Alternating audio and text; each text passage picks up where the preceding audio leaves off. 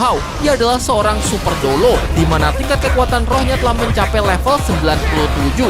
Seorang diri tetua Song Yunxi berhasil memojokkan dua tetua kultus roh suci sekaligus, apalagi berkat dukungan dari teknik pembagian mental Huo Hao yang secara signifikan mampu meningkatkan kemampuan observasinya.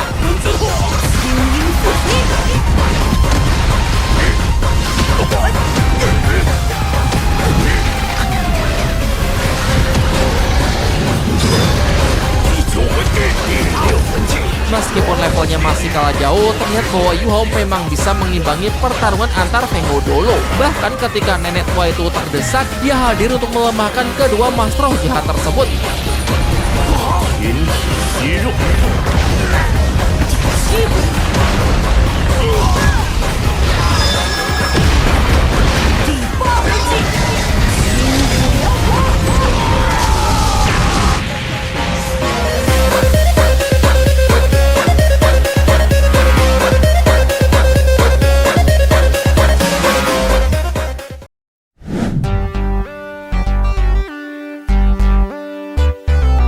Para kultivator sejati, kembali dengan saya lagi Felix, kabar baik. Dan kalian gimana? Udah sejauh mana ini kultivasinya? Tetap semangat ya dan jangan pernah menyerah. Di kesempatan kali ini saya akan kembali hadir untuk membahas donghua terbaik sepanjang masa, apalagi kalau bukan Shaolin 2 Unrivaled Tangsek pada episode 135. Terima kasih kepada para member setia yang sudah rela menyisakan sedikit rezekinya, memberikan kontribusi nyata untuk terus mendukung perkembangan dari channel ini. Bagi yang belum dan mau gabung, caranya cukup mudah. Kalian tinggal masuk ke halaman channel, klik tulisan gabung dan ikuti aja step-step berikutnya. Hanya dengan 10.000 per bulan, kalian bisa mendapatkan simbol cincin Master yang akan bertambah kultivasinya pada setiap bulan. Nikmati juga berbagai konten eksklusif yang hanya bisa ditonton oleh para member aja. Selain itu, juga bisa mendapatkan video terbaru sehari lebih cepat dari biasanya. Di awal video, nama kalian juga akan dicantumkan seperti ini sebagai kredit sebagai bentuk apresiasi kultivator sejati. Jadi tunggu apa lagi? Gabung sekarang ya! Nah oke, udah jualannya dan seperti biasa, sebelum mulai pembahasannya, sedikit recap pada episode sebelumnya. Pertarungan terepik antara pemegang kekuatan absolut dari masa lalu Sang Doluo Kaisar Naga Long Xiaoyou melawan dua generasi baru Huo Hao dan Tang Wutong akhirnya mencapai babak akhir. Keduanya telah memberikan segalanya dalam pertempuran tersebut, namun sayang sekali hasilnya tetap tidak berubah. Long Xiaoyou tetap keluar sebagai pemenang bahkan tanpa luka sedikit pun. Di hadapannya, Yu Hao dan Tang Wutong sudah jatuh tak berdaya, hanya bisa menunggu kematian menghampiri mereka. Tetapi Long Xiaoyou tiba-tiba berbaik hati untuk bersedia memberikan pengampunannya hanya jika mereka sanggup menyelesaikan tantangannya. Ia melemparkan sebuah pedang lalu meminta mereka untuk menusuk tubuhnya sendiri sebanyak 9 kali. Terserah mau dibagi atau hanya satu orang saja yang melakukannya. Yang penting totalnya harus 9 kali tusuk menembus tubuh. Dan setelah tantangan terselesaikan, baru ia akan bersedia untuk membiarkan mereka pergi. Yu Hao yang merasa sudah tidak ada cara lain untuk bisa melarikan diri, terpaksa menerima tantangan tersebut. Tidak ada keraguan sedikit pun, ia mengambil ke-9 tusukan tanpa melibatkan Tang Wutong. Sambil terus berusaha menyelesaikan tantangan dan menahan rasa sakit, ia menceritakan seluruh kisah Wang Dong kepada Tang Wutong. Dari awal mula pertemuan sampai momen perpisahan mereka, tusukan demi tusukan terus dilakukan, sampai akhirnya tantangan telah selesai, di mana tusukan ke-9 telah berhasil Yu Hao lakukan. Hal itu jelas membuatnya terluka sangat parah hingga jatuh tak sadarkan diri. Tang Wutong yang menyaksikannya benar-benar merasa terpukul, mentalnya terguncang hingga membuat segel Dewa Laut yang selama ini mengekang ingatan lamanya hancur, memicu ledakan cahaya emas yang mengejutkan. Apa kira-kira yang akan terjadi selanjutnya ya? Apakah ayahnya yakni Tang San sang Raja Dewa akan turun tangan secara langsung untuk kasih paham si naga ireng?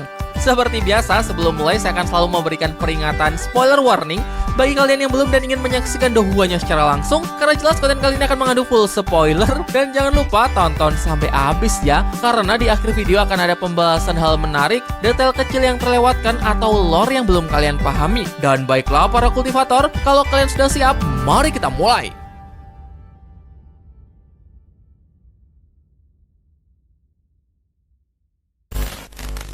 Pada scene awal kita diajak mengunjungi Kekaisaran Riwei, di mana Kaisar Su Tianran sedang membicarakan mengenai calon pewaris tahtanya di masa depan dengan permaisuri Jushi. Su Tianran memberitahunya bahwa para petinggi kekaisaran mengajukan permohonan resmi memintanya untuk segera menunjuk pewaris tahta selagi masih muda dan sehat. Meskipun itu kedengarannya permintaan yang mudah, namun tidak ada yang tahu bahwa bagi Su Tianran memiliki keturunan secara langsung adalah sesuatu yang mustahil. Alasannya karena ia memiliki kecacatan fisik, di mana akibat dari hal itu banyak dari bagian tubuhnya yang telah dimodifikasi dengan berbagai alat pemandu roh. Karena satu dan lain hal, Su Tianran sengaja merahasiakannya dari semua orang, terkecuali Jusi. Ya, hanya Jusi yang mengetahui rahasia ini sebagai satu-satunya orang yang sangat ia percaya. Dan untuk mengatasi permasalahan ini, hanya Jusi pula lah yang bisa membantunya. Ia lalu menunjukkan sebuah paper yang berisi mengenai hasil penelitian seorang ilmuwan hebat kekaisaran Riyue. Hasil penelitian tersebut menyebutkan bahwa ada metode lain yang bisa digunakan untuk menciptakan keturunan selain memakai metode berhubungan badan, yakni metode cloning dengan menggunakan sampel darah yang mengandung DNA dari subjeknya. Su Tianran juga memperlihatkan bahwa ia sudah menyiapkan sampel DNA-nya. Selanjutnya DNA ini akan ditanam ke dalam rahim Jusi, sehingga dengan metode cloning tersebut Jusi kelak bisa melahirkan anaknya yang akan menjadi calon pewaris tahtanya di masa depan. Setelah mendengar penjelasan tersebut, Jusi pun menyatakan bahwa ia bersedia untuk melakukannya. Sehingga mulai saat ini, Jusi diminta untuk tetap tinggal di istana dan fokus untuk mempersiapkan kehamilan. Sedangkan segala urusan di garis depan untuk sementara waktu akan diserahkan kepada Jenderal Lin Hai. Di waktu yang lain, tanpa sepengetahuan Kaisar Su Tianran, diam-diam Jusi berniat ingin mengganti sampel DNA Su Tianran dengan sampel DNA yang lain. Dan kita sudah tahu lah ya, ini sampel darah siapa? Sampel darah Wo Yuhao yang ia peroleh pada saat pertemuan terakhir mereka di wilayah ujung utara ekstrim beberapa waktu yang lalu. Sementara itu kita diperlihatkan Tang Wutong yang tengah merangkak kesakitan akibat kekejaman dari Long Xiaoyao. Namun tenang, karena ini hanyalah mimpi buruk belaka. Nyatanya tragedi tersebut sudah jauh berlalu, di mana sekarang kita melihat bahwa Wu Yuhao sedang baik-baik saja di atas ranjang. Jelas hal ini sangat membingungkan bagi Yuhao, karena seingatnya ia sedang disiksa oleh Long Xiaoyao dengan dipaksa untuk melakukan 9 tusukan menembus tubuh. Namun anehnya kini ia terbangun tanpa luka sedikit pun dan sama sekali tidak ada rasa sakit. Malahan ia merasa bahwa kekuatan rohnya telah meningkat drastis, serasa seperti ombak yang sedang mengamuk dan terasa jauh lebih kuat dari sebelumnya. Bahkan kekuatan rohnya pun langsung melonjak hingga mencapai batas level 80. Tak berselang lama, dua temannya masuk dengan wajah yang gembira setelah melihat bahwa Yuhao nampaknya sudah benar-benar pulih. Awalnya mereka sangat mencemaskan kondisinya yang telah koma selama 7 hari penuh. Tanpa mengetahui apa yang sebenarnya telah terjadi, Yuhao yang masih bingung mendengar itu mulai berpikir bahwa apakah jangan-jangan seluruh kejadian di kota Tiandao hanyalah mimpi belaka. Tetapi Nan Xiu meyakinkannya bahwa semua itu bukanlah mimpi. Yuhao benar-benar pergi sendirian setelah menyelesaikan misi mereka di kota naga. Setelah itu, Tang Wutong ditugaskan untuk mencari Yuhao, dan entah bagaimana gadis itu bisa menemukan dan membawanya kembali ke Akademi Shrek. Namun setelah melihat kondisi Yuhao yang baik-baik saja, Tang Wutong nampak bersikap aneh, dingin dan langsung pergi tanpa sepatah kata pun. Dari sini, Yuhao benar-benar sadar bahwa apa yang telah ia alami di kota Tiandao bersama Tang Wutong memanglah nyata. Dan sepertinya karena suatu alasan, Long Xiaoyao membiarkan mereka pergi begitu saja. Tetapi yang masih jadi pertanyaan, mengapa orang itu memaksanya untuk melukai diri sendiri kalau sedari awal tidak berniat ingin membunuhnya? Wu Yuhao kemudian pergi menemui senior Beibe di ruangannya. Pada awalnya Beibe menyambutnya dengan ramah dan bersyukur bahwa dirinya baik-baik saja. Namun ia langsung marah saat ingat kalau Yuhao telah berbuat seenaknya, mengabaikan perintah yang ia berikan dan malah membuat dirinya masuk ke dalam situasi yang sangat berbahaya. Ia hanya memberikan misi penyusupan ke kota naga untuk mendapatkan sumber daya logam langka dan setelah itu harusnya langsung pulang. Tetapi mengapa malah pergi ke kota Tiandao? Wu Yuhao kemudian menyampaikan pembelaannya. Ia menjelaskan bahwa saat berada di kota naga dan ujung utara ekstrim, beberapa kali ia sempat terlibat pertempuran melawan pasukan kekaisaran Riyue. Jadi karena alasan keamanan agar tidak disergap oleh pasukan musuh, saat pulang ia tidak bisa melalui jalan yang sama, sehingga harus mengambil jalan memutar. Dan jalan yang ia pilih ini kebetulan melewati kota Tiandao, kota yang saat ini telah diduduki oleh pihak kekaisaran Riyue. Sangat strategis, jadi sekalian ia ingin menyelidiki informasi di sana, terutama informasi mengenai keberadaan dari senior Tangya. Ia ingat bahwa situs lama Sekte Tang ada di kota Tiandou. Senior Tangya juga berasal dari kota tersebut, sehingga masuk akal jika ingin menyelidikinya. Meskipun di sana ia tidak menemukan senior Tangya, tetapi berkat itu ia telah berhasil menangkap salah seorang musuh hidup-hidup yang mungkin bisa memberinya informasi lebih banyak. Tanpa berlama-lama lagi, Yu Hao kemudian mengaktifkan teknik simulasinya, menciptakan ilusi yang mengubah penampilan mereka serta mengubah tampilan ruangan Sekte Tang seolah-olah menjadi markas sekte kultus Roh Suci. Yu Hao juga memanggil sejumlah prajurit dunia bawah untuk menyempurnakan ilusinya, dan baru setelah semuanya siap, ia mengeluarkan sandera yang telah ia tangkap sebelumnya. Di sini Yu Hao langsung mengintimidasinya dan mengaku bahwa ia adalah petinggi sekte kultus Roh Suci, utusan langsung dari Zhong Lingwu, pemimpin sekte tersebut. Sandera yang masih linglung percaya begitu saja. Ia bahkan langsung bersujud untuk menunjukkan sikap penghambaannya. Beberapa pertanyaan kemudian diajukan untuk mencoba mengkorek informasi. Diawali dari mengapa dirinya bisa pingsan di dekat istana kota Tiandou. Siapa yang telah membuatnya pingsan? Sandera menjawab bahwa ada seorang master roh 7 cincin yang menyusup ke dalam istana. Namun saat mencoba mengejar, ia malah kalah dan dihajar habis-habisan hingga jatuh pingsan. Setelah terpancing dengan pertanyaan pembuka, Yu Hao mulai ke pertanyaan intinya. Di manakah gadis yang jadi penanggung jawab kota Tiandou? Ia harus segera melaporkan kejadian ini secara langsung kepadanya. Dan Sandra pun terpancing. Ia menjawab bahwa saat ini gadis biru perak sedang berada di garis depan kekaisaran Tianhun. Namun sayang, pertanyaan Yu Hao berikutnya agak blunder yang langsung membuat Sandra sadar bahwa dirinya sedang dimanipulasi. Yang mana Yu Hao menanyakan di mana gadis yang satunya. Yang dimaksud Yu Hao adalah senior Mas Yotao. Dan Sandra menjawab bahwa gadis itu sekarang sedang ditahan di markas sekte oleh ketua agung karena api hatinya tidak stabil. Disinilah Sandra langsung sadar, karena kalau memang benar orang di depannya adalah seorang petinggi sekte, mana mungkin tidak mengetahui informasi sepenting itu. Sandra kemudian mencoba untuk melarikan diri. Namun tentu saja ia tidak akan bisa lepas dari ikatan Yu Hao. Yu Hao pun langsung mengakhiri sandiwaranya dan beralih menggunakan metode interogasi secara langsung untuk memaksa Sandra agar memberitahunya di mana lokasi markas sekte kultus Roh Suci. Sayangnya cara ini gagal total, karena ternyata setiap anggota sekte telah dipasang segel kutukan peledakan diri yang akan langsung aktif ketika mengucapkan kata yang dilarang. Sebuah ledakan dahsyat dari ruangan Bei Bei mengundang Caito dan yang lainnya untuk datang memeriksa sebenarnya apa yang sedang terjadi. Meskipun ruangannya hancur, beruntung keduanya tidak sampai terluka. Dan berkat ini dua informasi penting telah berhasil mereka dapatkan, yaitu informasi mengenai lokasi dari senior Tangya yang ternyata sedang berada di garis depan kekaisaran Tianhun, dan lokasi dari senior Mas Yotao yang sedang ditahan di markas sekte kultus Roh Suci. Namun ini adalah masalah yang sangat besar, sehingga jelas keputusan yang gegabah hanya akan menciptakan situasi yang sangat berbahaya. Jadi sebelum bertindak, Yu Hao menyarankan mereka untuk mendiskusikannya dengan pihak paviliun Dewa Laut. Yu Hao dan Bei Bei pergi menemui Tetua Xuanzi untuk menyampaikan bahwa berdasarkan hasil penyelidikan Yu Hao, mereka mendapatkan informasi bahwa saat ini Tangya sedang berada di garis depan kekaisaran Tianhun. Maka dari itu, Bei Bei ingin segera menyusun sebuah rencana untuk menyelamatkannya. Dan adapun tujuan dari kedatangannya ke sini adalah untuk meminta saran serta masukan dari pihak Akademi Shrek terhadap rencana tersebut. Tetua Xuanzi pun menyambut baik rencananya. Ia sangat setuju dan menegaskan bahwa Tangya memang harus secepatnya diselamatkan. Maka dari itu, ia akan memerintahkan dua Feng Hou Doulo untuk membantu mereka, yaitu Tetua Zhong Yunzi dan Tetua Yan Zhaoze. Dua Feng Hou Doulo level 97 yang pastinya akan bisa sangat menunjang keberhasilan dari rencana penyelamatan senior Tangya.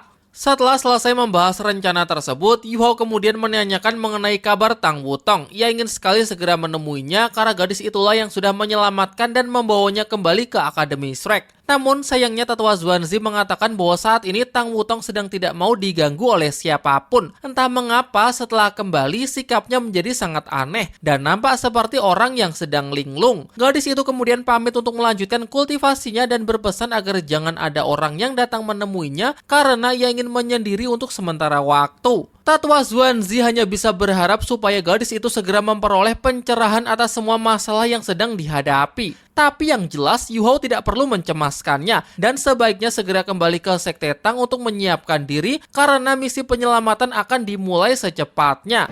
Tak puas dengan jawaban tersebut, sekembalinya ke Sekte Tang, Yu Hao menanyakan hal yang sama kepada Tian Meng, Bing Bing, serta Putri Salju mengenai kondisi Tang Wutong dan apa yang sebenarnya telah terjadi saat ia tidak sadarkan diri. Tian Meng kemudian keluar untuk menyampaikan penjelasannya. Waktu itu, sesaat setelah Yu Hao jatuh pingsan, sebenarnya ia dan yang lainnya sudah bersiap keluar untuk bertempur mati-matian melawan Long Xiaoyao. Namun tanpa ia sangka, dalam sekejap niat membunuh limit Douluo tersebut tiba-tiba hilang, menghampiri tubuh Yu Hao yang sudah tidak berdaya dengan nada kesedihan dan penyesalan.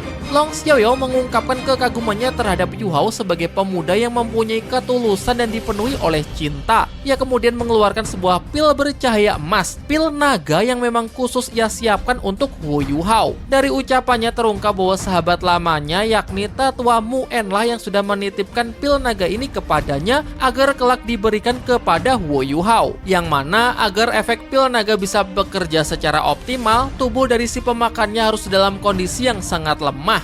Putri Salju kemudian keluar untuk menjelaskan bahwa pil naga adalah inti di dalam tubuh naga, di mana setelah naga beranjak dewasa, mereka akan mengkondensasikan semacam bola energi untuk melatih kesadaran spiritual, yang kemudian menjadi cikal bakal dari pil naga. Dan pada dasarnya, pil naga mirip dengan inti jiwa yang dibentuk oleh para Master Roh, seperti yang sudah dibentuk oleh Wu Yu Hao sebelumnya. Efeknya sangatlah kuat, dan itulah yang menyebabkan tubuh Yu Hao bisa pulih dalam waktu yang sangat singkat, serta kekuatan rohnya yang juga bisa langsung meningkat pesat hingga menyentuh batas level 80.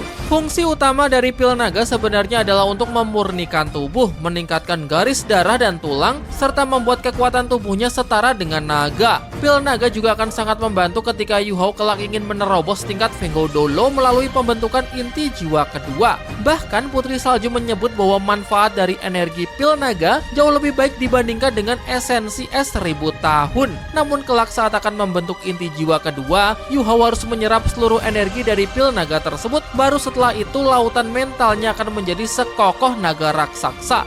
Jadi di masa depan kekuatan ini akan menjadi modal yang luar biasa ketika Yu Hao benar-benar harus berhadapan langsung melawan Di Tian. Dari semua penjelasan tersebut, Yu Hao masih sulit percaya mengapa Long Xiaoyao mau repot-repot untuk membantunya. Dan jawabannya jelas, karena ini adalah permintaan terakhir dari sahabat lamanya. Bahkan setelah Tetua Mu En mati, masih saja bisa memberikan kontribusi yang sangat besar kepada murid kesayangannya. Scene kemudian memperlihatkan flashback sesaat setelah Long Xiaoyao mengabulkan permintaan terakhir dari Mu En. Namun satu hal yang tidak bisa ia kabulkan, ia tidak akan pernah bisa menghentikan Ye Sisui, sehingga ia hanya bisa menyerahkan tugas untuk melawan sekte kultus roh suci kepada Wu Yu Hao. Dari sini Yu Hao akhirnya sadar bahwa ternyata Long Xiaoyao tidak benar-benar jahat, namun masih membuatnya tidak paham mengapa orang itu harus bergabung dengan sekte kultus roh suci, tempatnya orang-orang jahat berkumpul. Daripada pusing memikirkan hal itu, Putri Salju menegur Yu Hao yang sepertinya telah melupakan sesuatu. Yah, jangan lupa kalau Yu Hao masih meninggalkan Xiao Bai di kota Tiandou. Tetapi untungnya Putri Salju tetap bisa menjalin komunikasi melalui telepati. Xiao Bai adalah binatang roh yang sangat cerdas. Tidak hanya bisa kabur meninggalkan kota Tiandou, tetapi anak itu juga bisa mengikuti aroma tubuh Yu Hao yang kembali ke kota Shrek. Diperlihatkan saat ini Xiao Bai sudah berada di hutan dekat kota Shrek. Ia kelaparan dan nampak sedang berburu ikan di sungai, tetapi usahanya selalu gagal. Tak lama kemudian Yu Hao datang untuk menjemputnya dengan membawakan makanan yang sangat banyak. Bei Bei dan yang lainnya terlihat tengah membicarakan mengenai misi penyelamatan Tangya. Persiapan yang matang membuat Susansi merasa sangat yakin bahwa misi kali ini pasti akan berjalan dengan lancar. Semuanya akan ikut, kecuali Cai Tao. Ya, Bei Bei melarangnya untuk ikut dengan alasan bahwa Sekte Tang saat ini lebih membutuhkan kehadiran Cai Tao. Sekte Tang sekarang sedang sibuk-sibuknya. Pesanan alat pemandu jiwa dari berbagai pihak sudah mengantri hingga beberapa tahun ke depan. Tidak akan sanggup kalau cuma Guru Ziwen saja yang mengurusnya, sehingga dengan adanya Cai Tao di sini pasti akan jauh lebih membantu dalam memproduksi alat pemandu roh. Dengan Cai Tao yang memimpin juga akan membuat Bei Bei merasa lebih tenang. Karena dengan begitu Sekte Tang mereka bisa semakin berkembang dan akan melahirkan banyak alat pemandu roh terbaik di seluruh benua. Bicara soal perkembangan Sekte Tang, Cai Tao mengingatkan bahwa ada salah satu anggota mereka yang jarang sekali hadir semenjak Sekte Tang didirikan karena terlalu sibuk menjalankan misi di luar sekte. Tidak cuma mempunyai bakat kultivasi master roh yang luar biasa, namun juga sangat berbakat sebagai master pemandu roh. Benar-benar panjang umur karena orang yang dibicarakan langsung muncul. Bebe setuju kalau selama ini Yu Hao memang sangat jarang terlibat dalam manajemen ataupun urusan internal Sekte Tang. Dan sekarang karena kebetulan anak ini pulang setelah sekian lama, jadi ia ingin agar Yu Hao tidak perlu ikut dalam misi penyelamatan Tang ya, dan tetap tinggal di sini untuk menggantikannya dalam menangani segala urusan di Sekte Tang. Lagi pula pihak Kekaisaran Riwei juga sudah lama mengincar Guo Yu Hao, sehingga dengan tetap berada di Sekte Tang maka dapat menghindari hal-hal yang tidak diinginkan. Nampak dari raut wajah Yu Hao yang sepertinya merasa kecewa karena dilarang untuk ikut terlibat dalam misi besar tersebut. Apalagi tidak lama kemudian Guru Ziwen datang dan langsung menyatakan bahwa ia setuju dengan usulan Bei Bei. Yu Hao lalu protes, mengatakan bahwa ia sangat ingin ikut pergi dalam misi ini, mengingat senior Tang ya bukan cuma sekedar ketua sekte, namun juga sosok yang telah banyak membantunya hingga sampai di titik ini. Jadi penyelamatannya dari kultus roh suci dan membawanya pulang ke Sekte Tang merupakan bagian dari tanggung jawabnya yang tidak bisa ditawar lagi. Guru Ziwen mengaku bahwa ia sangat paham dengan perasaan Yu Hao, namun perasaan itu juga yang sudah membuatnya lalai. Ia tahu bahwa dalam hal kultivasi kekuatan roh, no debat, Guo Yu Hao memanglah luar biasa. Bahkan kekuatan rohnya sudah mencapai batas level 80. Ya, sangat jauh mengungguli teman-temannya. Akan tetapi Yu Hao mungkin melupakan satu hal. Selain identitasnya sebagai master roh, jangan lupa kalau Yu Hao juga seorang master pemandu roh. Guru Ziwen menjelaskan bahwa kekuatan roh Yu Hao memang terus meningkat dengan sangat cepat. Tetapi level master pemandu rohnya sudah lama stuck di tingkat 7. Benar-benar tidak berkembang dalam waktu yang cukup lama. Guru Ziwen kembali mengingatkan barangkali Yu Hao lupa bahwa musuh terbesar mereka adalah Kekaisaran Riwei, di mana keberadaan senjata dan master pemandu roh menjadi kekuatan utama. Jika pihaknya tidak bisa mengimbangi kekuatan terbesar lawan tersebut, maka mustahil mereka bisa memenangkan perang.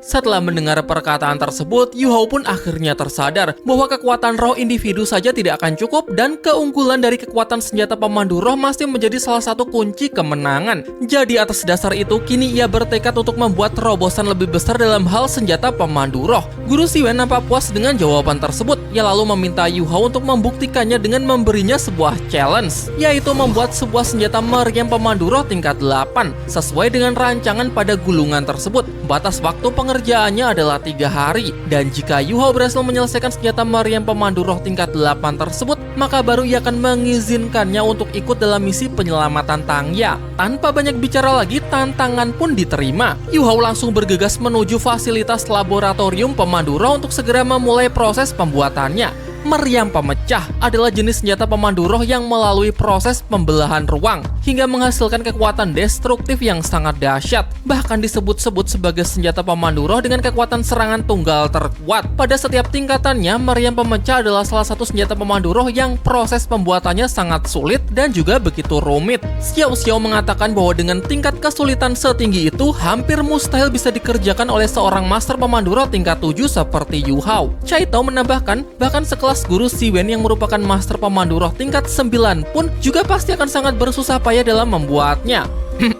Guru Ziwen menjelaskan alasan sebenarnya mengapa ia mempersulit Guo Yu Hao dan seakan memaksanya agar tetap tinggal di Sekte Tang. Hal ini berkaitan dengan logam langka, kristal Dewa Es yang dibawa pulang Nan Xiu Xiu dari kota naga. Ia sudah mencoba berbagai metode untuk meneliti karakteristiknya hingga mengarahkannya ke satu kesimpulan bahwa kualitas kristal Dewa Es ini setara dengan logam langka paling tinggi di seluruh benua saat ini, atau bisa jadi lebih unggul, yang mana berarti material ini sangat bisa digunakan untuk membuat senjata pemandu roh tingkat 9 dengan kualitas terbaik. Bahkan tidak menutup kemungkinan bahwa di masa depan material ini juga bisa digunakan untuk membuat senjata pemandu roh tingkat 10. Namun sayangnya untuk bisa mencapai dan merealisasikan hal tersebut, Guru Ziwen kepentok batas kultivasinya. Selain itu, atribut dari roh pelindungnya juga tidak mendukung, sehingga ia tidak bisa menempa kristal Dewa Es secara sempurna. Hanya master roh dengan atribut Es Ultimate seperti Yu Hao lah yang bisa melakukannya. Untuk menempa harta langka seperti kristal Dewa Es menjadi senjata dewa yang tak tertandingi, sehingga ia harap Yu Hao bisa menciptakan terobosan lebih besar dalam bidang master pemandu roh. Tidak seperti Guru Ziwen di mana mencapai master pemandu roh tingkat 9 sudah menjadi batasannya, mustahil untuk bisa naik tingkat lagi. Sementara Guo Yu Hao, ia percaya bahwa potensi anak itu jauh melampauinya. Jadi ia sangat yakin bahwa hanya Guo Yu Hao yang berpeluang besar untuk bisa mencapai batas master pemandu roh hingga tingkat 10. Singkat cerita, hari telah berganti. Sementara para murid Sekte Tang sedang giat berlatih, Wo Yuho masih belum juga mampu menyelesaikan tantangan dari Guru Ziwen. Hingga terhitung bahwa batas waktu 3 hari yang diberikan sudah hampir habis. Caito mulai pesimis, berpikir bahwa sepertinya Yuho tidak akan bisa ikut bersama mereka dalam misi ini. Tak berselang lama, terdengar ledakan kekuatan dari ruangan Yuho. Seketika teman-temannya menjadi sangat excited. Bei Bei memerintahkan Caito agar segera memanggil Guru Ziwen untuk bersama-sama menyaksikan perkembangan Yuho. Namun setelah diintip, anehnya ternyata Yuho belum juga memulai proses pembuatan senjata pemandu roh tersebut. Terpancar aura yang sangat mengerikan dari dalam tubuhnya, memberikan tekanan yang sangat kuat, seolah-olah ada seekor binatang buas legendaris yang akan segera terbangun. Ya, memang benar-benar seperti binatang buas dalam bentuk seorang manusia. Pancaran aura ini berasal dari inti jiwa. Guru Ziwen yang baru menyaksikannya benar-benar takjub. Bagaimana mungkin Yuho sudah mengkondensasikan kekuatan rohnya menjadi inti jiwa? Ternyata selama hampir 3 hari ini, Yuho menghabiskan waktunya untuk memahami dan menyerap seluruh informasi mengenai rancangan senjata pemandu roh tingkat 8 tersebut, serta memikirkan cara paling efektif dan efisien untuk mengerjakannya. Dan setelah itu semua cukup, baru akhirnya sekarang ia akan memulainya. Dimulai dari menempa mineral yang akan ia jadikan sebagai cangkang luar untuk senjata pemandu rohnya. Baru setelah itu selesai, ia mulai ke bagian intinya, yaitu mengukir formasi inti dari sebuah senjata pemandu roh. Dibutuhkan material terbaik dan untuk pertama kalinya kristal Dewa Es dimanfaatkan. Sesuai dengan dugaan Guru Ziwen, hanya master pemandu roh beratribut es ultimate lah yang bisa menempanya. Yuho mampu menempa tanpa mengalami kesulitan sedikit pun. Setelah itu ia mengeluarkan pisau ukir kehidupannya untuk mulai mengukir dengan sangat teliti dan juga super presisi tanpa istirahat, karena proses ini memang harus diselesaikan dalam 1 kali tarikan nafas. Berhenti meskipun cuma sebentar akan mengacaukan ritme yang malah berefek pada penurunan kualitas senjata pemandu roh. Ia melakukannya juga tanpa alat bantu penglihatan apapun, hanya mengandalkan kemampuan dari mata Ashura. Itu pun sudah jauh lebih dari cukup. Guru Ziwen menyebut bahwa bagian tersulit dalam membuat meriam pemandu roh tingkat 8 adalah ketika harus mengintegrasikan 24 formasi inti menjadi 3 formasi inti pusat. Dan dari ke-24 formasi inti inilah dinilai lebih rumit dibandingkan formasi inti pusat senjata pemandu roh tingkat 7. Diperlihatkan Wo Yuho yang dapat mengerjakan proses pengukiran inti formasi dengan begitu cepat dan semakin cepat. Tentu juga dengan ketelitian yang sangat tinggi. Guru Ziwen kembali memuji bakat Yuho. Dahulu saat pertama kali membuat senjata pemandu roh tingkat 8, ia membutuhkan waktu 6 hari penuh. Dan untuk menyelesaikan ukiran set formasi inti pertama saja menghabiskan waktu 3 hari sendiri. Sekarang seluruh formasi inti telah selesai. Langkah berikutnya adalah mulai merakit sesuai dengan desain yang telah ditentukan. Mengintegrasikan seluruh formasi inti ke dalam bagian-bagian secara presisi. Pada proses ini juga sama sekali tidak ada kendala. Yuho bisa menyelesaikannya dengan begitu cepat, karena menurutnya pada dasarnya proses ini hanya memerlukan kekuatan roh yang cukup. Ia sudah berada di level 80-an, bahkan kekuatannya sudah hampir mendekati seorang Feng Hou Dolo. Membuat cangkang luar sudah, mengukir formasi inti sudah, merakitnya dengan cangkang dalam juga sudah. Dan kalau sudah sejauh ini, sekarang tinggal langkah terakhir, yaitu mensinkronkan dan mengikat formasi inti dan cangkang dalam agar bisa berfungsi semestinya melalui ukiran yang dikatakan sebagai sayatan paling sulit. Karena sayatan ini perlu memutar 18 kali berturut-turut dalam 1 kali tarikan nafas agar tanda jiwa formasi bisa sepenuhnya terukir di dalamnya. Tetapi bagian tersulitnya bukan cuma di situ. Ukiran terakhir ini berada dalam logam langka. Kekuatan roh harus dikondensasi menjadi jarum super halus untuk mengukir, di mana Guru Ziwen menyebut bahwa sehebat apapun sebuah pisau ukir tidak akan pernah berhasil. Pada proses ini Wo Yuho mengandalkan wujud roh pelindung Kaisar Kalajengking Giok S-nya, menciptakan jarum es berbalut atribut es ultimate, lalu melakukan teknik yang disebut jarum es 18 melodi, membuat Guru Ziwen yang menyaksikannya benar-benar terpukau. Bagian tersulitnya sudah berhasil terlewati dengan sangat baik. Sekarang langkah terakhir hanya perlu merakit semuanya sesuai dengan desain yang diinginkan. Guru Ziwen dan yang lainnya masuk untuk memberikan ucapan selamat. Yuho kemudian memintanya agar senjata buatannya diuji coba. Namun setelah melihat prosesnya, Guru Ziwen merasa sudah tidak perlu diuji lagi. Sama sekali tidak ada kesalahan dan ia sudah 100% yakin bahwa senjata pemandu roh tingkat 8 ini sudah sangat melebihi ekspektasinya. Dengan hasil yang begitu memuaskan ini, Wo Yuhao sudah layak untuk naik level dari Master Pemandu Roh tingkat 7 menjadi tingkat 8 sejati. Guru Siwen kemudian memberinya lencana yang baru dan dengan ini ia juga memberikan izin kepada Yuhao untuk ikut serta dalam misi penyelamatan Tangya. Di sisi lain, tepatnya di Istana Kekaisaran Liyue, terlihat Permaisuri Jushi yang tengah berbaring di ranjang, bersiap untuk memulai prosedur penanaman DNA, mengingat kembali pesan yang disampaikan oleh Su Tianran, bahwa untuk sementara ini, ia harus tetap tinggal di istana dan fokus untuk mempersiapkan kehamilannya. Tidak perlu lagi memikirkan garis depan, karena semuanya akan diambil alih oleh Jenderal Lin Hai. Sebelum proses dimulai, tabib istana ingin memastikan apakah Permaisuri Jushi sudah benar-benar siap.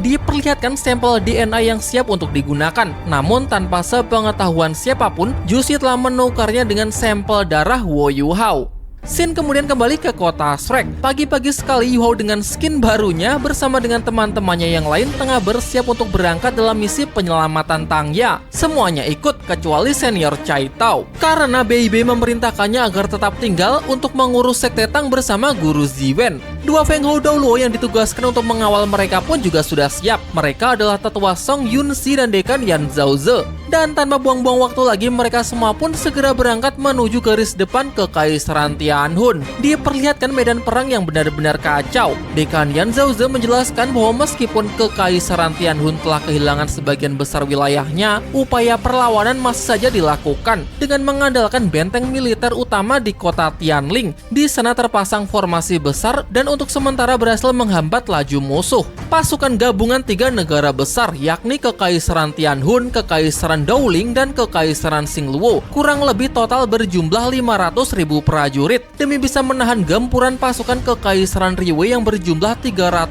prajurit. Meskipun pasukan gabungan tersebut menang dari segi jumlah, tetap saja pasukan musuh yang dipersenjatai dengan berbagai senjata pemandu roh terbaik masih sangat sulit untuk dikalahkan. Namun perlu diingat bahwa misi mereka kali ini hanya untuk menyelamatkan senior Tangya, jadi sebisa mungkin jangan sampai mereka terlibat dalam pertempuran tersebut. Singkat cerita, setelah menempuh perjalanan udara yang cukup panjang, akhirnya mereka telah tiba. Rombongan Wo Yuhao akhirnya menginjakkan kakinya di garis depan Kekaisaran Tianhun, di mana Putri Weina langsung menyambut kedatangan mereka, terutama kepada Yuhao karena keduanya memang sudah saling cukup mengenal. Dari pertemuan mereka di hutan pertarungan bintang sampai di turnamen Master of Elite Benua, ia kemudian juga menjelaskan bahwa meskipun banyak wilayah di kekaisarannya yang telah jatuh ke tangan Kekaisaran Liyue, untungnya situasi di garis depan masih relatif stabil. Dan untuk lebih detailnya, ia mengajak mereka semua untuk membicarakannya di dalam camp. Di sini Nan Xiu berbisik kepada Ye Guyi saat melihat aura Wo Yuhao yang bisa menarik gadis manapun, bahkan termasuk Putri Weina. Ya mau bagaimana lagi, menurut Ye Guyi itu sesuatu yang tidak mengherankan. Yuhao memang pemuda yang sangat berbakat, berwibawa, gagah dan juga berkarisma. Ia lalu balik bertanya, jangan-jangan Nan Xiu juga sempat terpesona yang membuat wajah gadis itu seketika memerah. Mendengar keributan di belakangnya, Jiang Nanan meminta mereka berdua agar berhenti membuat gosip sembarangan karena Putri Weina sudah mempunyai tunangan.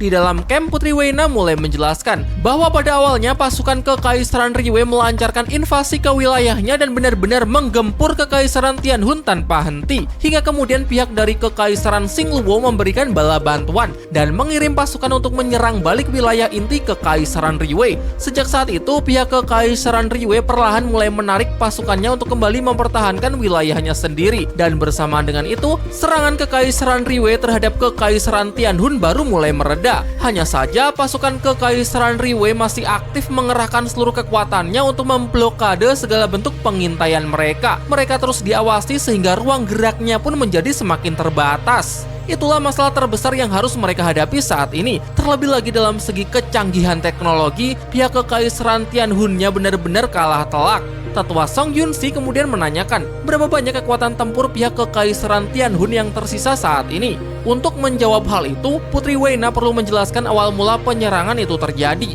Kala itu pasukan Kekaisaran Liyue datang dengan persiapan yang sangat matang, memanfaatkan kelengahan pertahanan dari pihaknya lalu melancarkan serangan kejutan.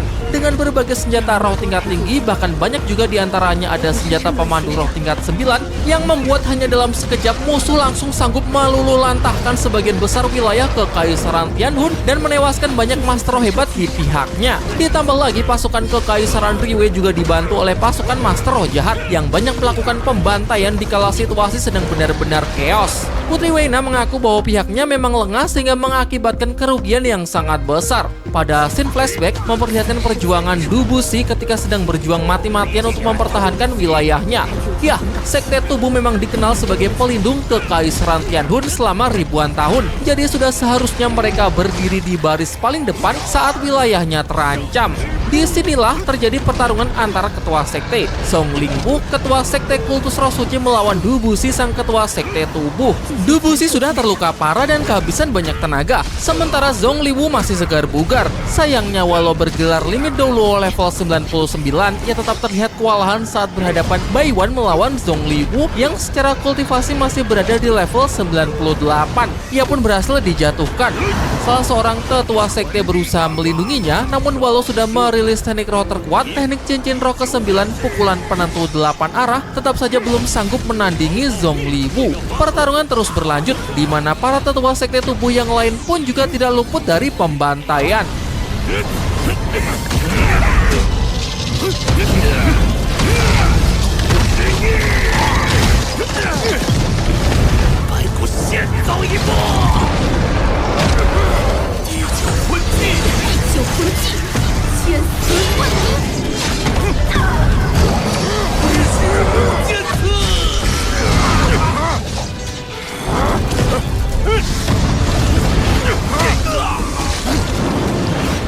Kembali ke scene waktu sekarang, Putri Weina menjawab bahwa kekuatan pihaknya saat ini sudah sangat lemah. Pada awalnya, Sekte Tubuh mempunyai total ada 11 Feng Hou Dolo. 3 diantaranya telah gugur, 4 terluka parah sehingga untuk sementara tidak bisa ikut bertempur lagi. Sisanya masih berjuang di medan perang. Tetapi yang paling memprihatinkan adalah banyaknya korban jiwa yang berjatuhan. Lebih dari sepertiga murid Sekte Tubuh telah gugur, termasuk tunangannya, Long Aotian. Kembali ke scene flashback, di tengah kekacauan yang terjadi, Putri Weina dan ayahnya berusaha diungsikan ke tempat yang aman. Beberapa murid Sekte Tubuh mengawalnya, namun karena terus digempur serangan habis-habisan, satu persatu mereka pun kena bantai.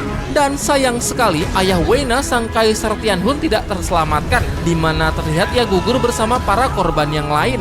Ye Yulin tahu kalau Putri Weina mempunyai bakat kultivasi yang luar biasa, roh pelindung ganda, masa depan bagi Kekaisaran Tianhun. Namun karena hal itu bisa mengancam Kekaisaran Riwei-nya, jadi tanpa menunjukkan belas kasihan sedikit pun, ia pun berniat ingin segera menghabisi gadis tersebut dengan senjata pemandu roh tingkat 9-nya, Jarum Dewa Matahari dan Bulan. Di tengah keputusasaannya, tiba-tiba Long Aotian datang untuk melindunginya. Ia sadar kalau ini adalah pengorbanan nyawa, jadi setelah memberikan senyuman terakhir, ia melompat ke arah serangan tersebut dan menahannya dengan seluruh jiwa dan raga demi cinta dan keselamatan kekasihnya. Long Aotian gugur meninggalkan luka mendalam bagi Putri Weina sebagai tunangannya yang padahal hanya perlu menghitung hari sebelum tiba pernikahan mereka. Kembali ke rencana awal, tetua Song Yunxi mengingatkan bahwa kedatangan mereka kali ini sebenarnya hanya ingin menyelamatkan 2 murid mereka, yaitu Tang Ya dan Ma Xiaotao, tanpa ingin banyak terlibat dalam urusan perang yang sedang berlangsung ini. Namun jika memang mampu, maka pihaknya juga akan membantu sebisa mungkin. Untuk langkah pertama, ia kemudian meminta pendapat dari Huo Yuhao, karena di antara mereka semua, hanya Yuhao lah yang pernah berhadapan secara langsung melawan pasukan Kekaisaran Riwei. Dilihat dari situasinya sekarang, Yuhao menyarankan agar sebaiknya mereka mulai dengan menyelesaikan masalah pengintaian. Lakukan pengintaian untuk menemukan senior Tang Ya dan memetakan formasi Kekaisaran Riwei. Baru setelah itu mereka bisa menentukan tindakan berikutnya. Dan untuk misi pengintaian ini, ia rasa tidak membutuhkan banyak orang. Hanya ia sendirian saja sudah cukup. Namun tetua Song Yunxi menyela, ia mengajukan diri untuk menemaninya. Dan karena ada seorang Feng Hou Doluo yang menyertainya, Yuhao jadi kepikiran ide yang akan jauh lebih mudah.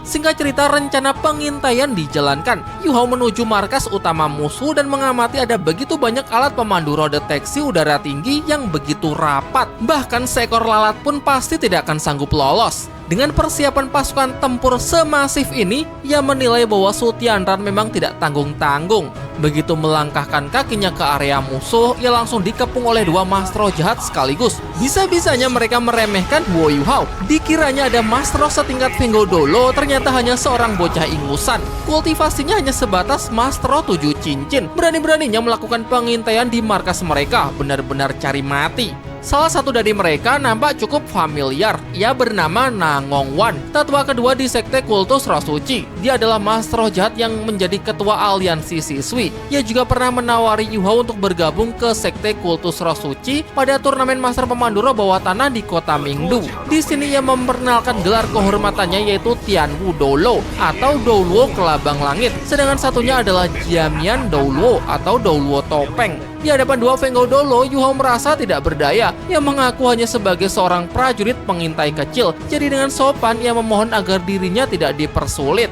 Doulo Kelabang Langit merasa masih ada dendam yang belum ia tuntaskan. Dahulu saat turnamen Master Pemandu Roh bawah tanah, Yuhao berani sekali mencuri puluhan ton logam langka. Belum lagi juga membawa kabur senjata pemandu roh Jarum Dewa Matahari dan Bulan, peluru meriam pemandu roh tingkat 9, badai penghancur yang merupakan milik sektenya. Jadi hari ini ia ingin menghabisi Yuhao sekaligus merampas kembali semua itu. Ia pun menegaskan bahwa sekarang tidak ada jalan lagi untuk bisa melarikan diri.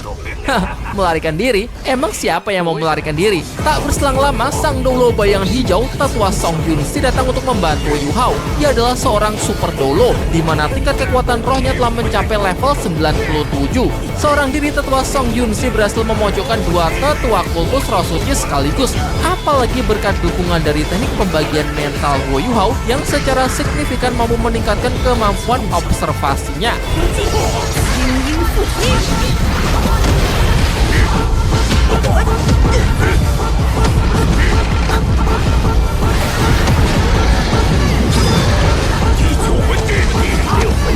Meskipun levelnya masih kalah jauh, terlihat bahwa Yuhao memang bisa mengimbangi pertarungan antar Fenggo Dolo. Bahkan ketika nenek tua itu terdesak, ia hadir untuk melemahkan kedua Master jahat tersebut.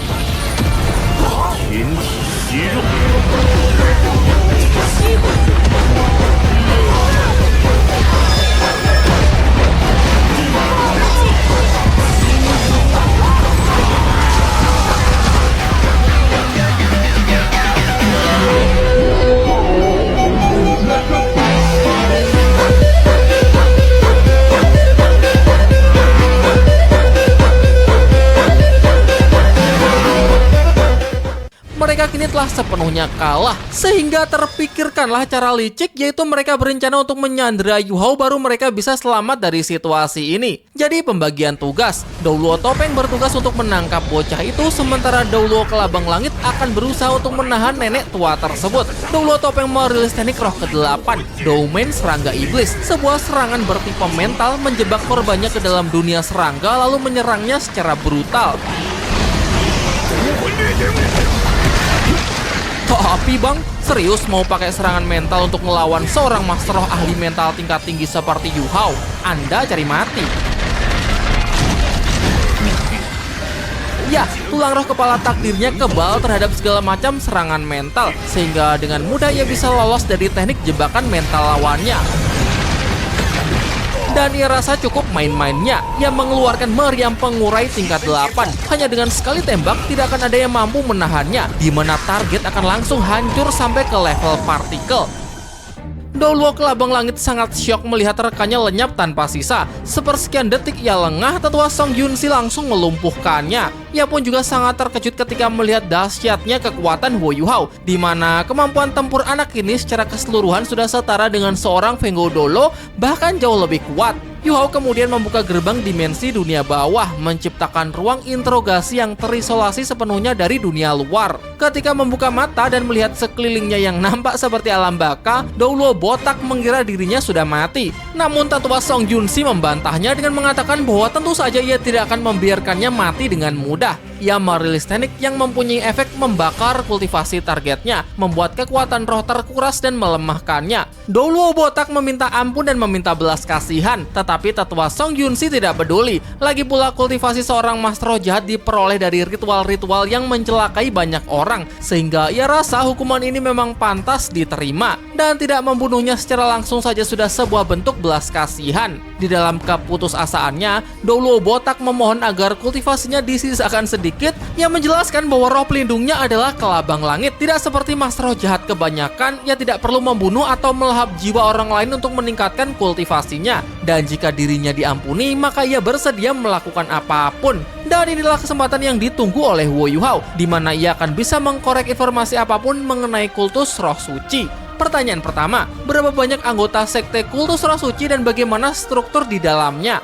Kemudian dijelaskan bahwa pemimpin tertinggi di sektenya adalah Douluo Dewi Kematian Ye Sisui. Di bawahnya ada ketua dan wakil ketua. Ketuanya bernama Zhong Liwu, sedangkan wakilnya bernama Feng Ling. Di bawahnya lagi ada dua gadis suci, gadis biru perak dan gadis suci Phoenix. Kemudian di bawahnya lagi diisi oleh 8 tetua agung. Douluo Kelabang Langit dan Douluo Topeng adalah 2 di antaranya. Namun di luar itu semua, kekuatan tempur terkuat sekte kultus roh suci adalah Aula Pemujaan. Aula Pemujaan terdiri dari 12 tetua kehormatan yang berstatus sebagai tetua tamu, diketuai oleh Douluo Kaisar Naga Long Xiaoyao, dan hanya pemimpin tertinggi Ye Sisui yang bisa memberikan perintah kepada mereka. 12 pemuja inilah kekuatan sejati dari sektenya. Salah satu anggota lain dari Aula Pemujaan yang sudah pernah muncul adalah Zhang Peng, Sang Douluo Kalajengking Harimau, seorang super Douluo level 97 yang secara tingkat kekuatannya bahkan tidak masuk dalam peringkat 5 besar di Aula Pemujaan. Yah, kekuatan sekte ini memang sangatlah mengerikan. Dari sini saja sudah ketahuan kalau setidaknya ada lebih dari 20 Feng Hou Douluo, bahkan 2 diantaranya adalah seorang limit Douluo. Nah, sekarang saatnya kita bahas teori-teori menarik, lore yang belum kalian pahami atau detail kecil yang mungkin terlewatkan. Dibuka dengan scene yang memperlihatkan pertemuan antara Jushi dan Su Tianran yang membicarakan mengenai rencana mau bikin anak yang kelak akan menjadi calon pewaris tahta di Kekaisaran Riwei. Ini mungkin terkesan sangat terburu-buru ya, karena usia mereka sebenarnya masih sangatlah muda. Apalagi Su Tianran juga masih belum memenuhi ambisinya untuk menyatukan seluruh benua di bawah kendalinya. Jadi kenapa harus sekarang banget? Ya, sebenarnya alasannya udah disebutkan. Mumpung Kaisar Su Tianran masih muda dan sehat. Belajar dari kesalahan kaisar sebelumnya, saat ayah Su Tianran sudah tua dan sakit-sakitan, terjadilah perebutan tahta oleh para anak-anaknya, saling menjatuhkan satu sama lain, bahkan juga sampai saling membunuh. Kemana arah masa depan dari Kekaisaran Riwei juga tidak lagi bisa dikontrol, sampai-sampai karena sudah tidak satu visi dengan calon penerusnya dan adanya kepentingan yang sudah saling berlawanan, kaisar sebelumnya harus mati di tangan putranya sendiri. Yah, untuk mempercepat prosesnya naik tahta, Su Tianran memang telah membunuh ayahnya sendiri yang sudah tidak berdaya di atas ranjang. Tentu kejadian serupa tidak ingin terulang lagi, sehingga untuk alasan itulah Su Tianran ingin mengantisipasinya jauh-jauh hari dengan menyiapkan calon penerusnya sedini mungkin dan memastikan bahwa anak tersebut kelak tetap bisa ia kontrol demi terus mewujudkan ambisinya tersebut. Kemudian membahas mengenai rahasia Su Tianran yang dikatakan hanya Jushi lah yang mengetahuinya. Apa sih rahasianya? Kalau di Donghua memang tidak dijelaskan secara detail ya, tapi kalau kalian ingat pada Donghua Shaolin 2 episode 93 ketika guru Zuoyi mencoba meledakkan istana untuk membunuh Su Tianran, kala itu Su Tianran yang biasanya hanya bisa berjalan dengan bantuan kursi roda tiba-tiba bisa melesat dan ternyata bisa berdiri normal. Bersumber dari novel Douluo Dalu, Su Tianran tidaklah terlahir cacat. Pada awalnya ia mempunyai tubuh yang normal, hingga insiden percobaan pembunuhan dikala ia masih sangat muda yang dilakukan oleh lawan politiknya, yakni kakaknya sendiri karena ingin mengamankan tahta. Setelah insiden tersebut, ia mengalami kecacatan fisik akibat luka yang sangat parah dan bahkan hampir merenggut nyawanya. Nah, dari sinilah Su Tianran berusaha keras untuk memperbaiki kecacatannya dengan sejumlah ramuan obat tingkat tinggi dan juga telah banyak bereksperimen terhadap tubuhnya sendiri dengan berbagai alat pemandu roh. Hasilnya memang cukup memuaskan. Ia berhasil mengembalikan sebagian besar fungsi fisiknya menjadi master pemandu roh tingkat 9, bahkan sanggup menerobos level Feng Hou Douluo. Namun satu hal yang tidak bisa ia pulihkan adalah kemampuan reproduksi. Ya, singkatnya ia mengalami kemandulan, membuatnya tidak lagi bisa memperoleh keturunan. Tetapi untungnya masalah ini berhasil dipecahkan melalui kecanggihan teknologi, menciptakan metode cloning sebagai alternatif dari proses reproduksi konvensional. Kemungkinan besar orang yang telah mengembangkan teknologi ini adalah karakter bernama Kong Deming, salah satu ilmuwan terhebat Kekaisaran Riwei yang siluetnya sudah kita saksikan kemarin di episode 129, di mana terlihat fasilitas laboratorium yang dipimpin oleh Kong Deming sedang melakukan eksperimen metode cloning terhadap sejumlah monster roh. Metode reproduksi yang secara khusus dikembangkan untuk Kaisar Su Tianran agar bisa memperoleh keturunan. Dibutuhkan sampel DNA dari subjek eksperimennya, dan Su Tianran sudah menyiapkan sampel DNA-nya untuk kemudian akan ditanamkan ke rahim Jusi, orang yang paling ia percaya. Tetapi ironisnya Jusi malah berkhianat. Seperti yang sudah dijelaskan sebelumnya, bahwa tujuan Jusi mau membantu Su Tianran hanyalah untuk membalaskan dendamnya terhadap Kekaisaran Xingluo yang telah membunuh ayahnya. Meskipun secara moral, sebenarnya ia tidak begitu sepakat dengan kekejaman yang dilakukan oleh Su Tianran. Dan setelah keinginan balas dendamnya telah tercapai, ia tidak mau lagi berada di bawah kendali Su Tianran. Ia ingin menciptakan versi masa depannya sendiri, mengatur dunia di bawah kendalinya demi menjaga perdamaian. Jadi ia ingin memanfaatkan kesempatan ini untuk tujuan pribadinya tersebut. Melahirkan anak Su Tianran hanya akan melahirkan Su Tianran yang lain. Tentu ia tidak menginginkan hal ini. Jadi ia menipunya dengan menukar sampel DNA-nya dengan sampel DNA yang lain yang sudah ia siapkan. Ditukar dengan sampel DNA siapa bang? Tentu saja dengan milik Wu Yuhao lah. Flashback ke episode 130, di mana Yuhao blunder dengan sengaja ia malah meninggalkan banyak darahnya di hadapan Jusi. Dan tanpa sepengetahuannya, Jusi mengambil darah tersebut, mengekstrak DNA-nya untuk kemudian ditukar dengan DNA Su Tianran, sehingga kelak ia akan melahirkan anak Yuhao. Siapa nama anaknya dan bagaimana nasibnya, ini sudah aku jelasin di segmen pembahasan hal menarik pada episode sebelum-sebelumnya ya, makanya jangan di skip. Selanjutnya kita bahas tentang pil naga. Sudah dijelaskan cukup detail dan di sini saya mau nambahin sedikit aja. Seperti Master Roh pada umumnya, binatang roh juga perlu mengkondensasi kekuatan rohnya menjadi inti jiwa supaya bisa berkultivasi lebih tinggi. Dan bagi binatang roh sejenis naga, inti jiwa ini disebut sebagai pil naga. Disebutkan bahwa Mu-En mendapatkan pil naga tersebut dari hasil perjalanannya melintasi benua saat ia masih muda. Jadi bukan ciptaan Mu-En sendiri ya, ia hanya memperoleh dan menyimpannya saja, menunggu sampai ada murid yang tepat untuk kemudian bisa mewarisinya. Seperti yang kita tahu bahwa naga adalah perwujudan kekuatan fisik terkuat di seluruh benua Dolo, sehingga dengan memiliki fisik sekuat naga, Wu Yuhao memang dipersiapkan untuk menjadi master roh terhebat dalam sejarah benua. Lalu pertanyaannya, kenapa Mu-En tidak memberikan pil naga tersebut kepada Yuhao secara langsung? Mengapa malah menitipkannya kepada Long Xiaoyao? Sebenarnya menurut keyakinan saya ada dua alasan utama. Alasan pertama, mungkin Mu-En terlalu baik dan tidak tega ketika melihat murid kesayangannya mengalami penderitaan yang sangat menyakitkan. Karena ya memang Yuhao harus disiksa sampai hampir mati terlebih dahulu, baru pil naga bisa bekerja. Untuk melakukan hal itu berarti Mu-En harus mengubah sikapnya menjadi sangat kejam, melepaskan niat membunuh tanpa keraguan sedikit pun. Terlebih lagi melemahkan di sini bukan cuma melemahkan secara fisik ya, namun juga harus menghancurkan dari sisi mental. Tidak boleh setengah-setengah atau pil naganya akan gagal. Bayangin aja kalau yang menyiksanya itu Mu-En. Selain kejam itu bukan Mu-En banget, dalam hati Yuhao juga tahu kalau gurunya tidak mungkin beneran ingin membunuhnya. Jadi meskipun bisa dilemahkan fisiknya, tapi mentalnya kan masih tetap aman. Mu-En sadar akan kelemahannya ini, jadi ia meminta tolong kepada sahabat lamanya untuk melakukan tugas tersebut. Karena Long Xiaoyao lebih cocok menjadi kejam daripada dirinya. Kemudian masuk ke alasan kedua, yaitu Mu-En ingin membuat Long Xiaoyao bisa melihat secara langsung bahwa Wu Yuhao adalah masa depan bagi benua Dolo. Dengan luka yang ia derita, Mu-En sadar bahwa usianya tidak akan lama lagi. Padahal ia melihat dunia yang sedang kacau balau dan berada di ambang kehancuran. Untungnya ia bertemu dengan Wu Yuhao yang memberinya harapan masa depan cerah bagi dunia. Tetapi karena waktunya pendek, ia tidak bisa lagi melindungi anak tersebut sehingga ia ingin ada orang lain yang menggantikan tugasnya dan memastikan anak itu bisa tetap tumbuh, berkembang demi bisa memikul tanggung jawab masa depan benua Douluo di pundaknya. Dan ia melihat bahwa orang yang tepat adalah sahabat lamanya, yaitu Long Xiaoyao. Ia sangat memahami karakter Long Xiaoyao meskipun memilih jalan kegelapan, tetapi ia yakin hatinya masih berada di sisi kebaikan. Dan benar saja, Long Xiaoyao pun menyanggupi permintaan tersebut. Ia mengaku memang dirinya tidak bisa menghentikan Ye Sisui, namun melalui tangan Yu Hao ia harap masa depan yang buruk bisa dihindari.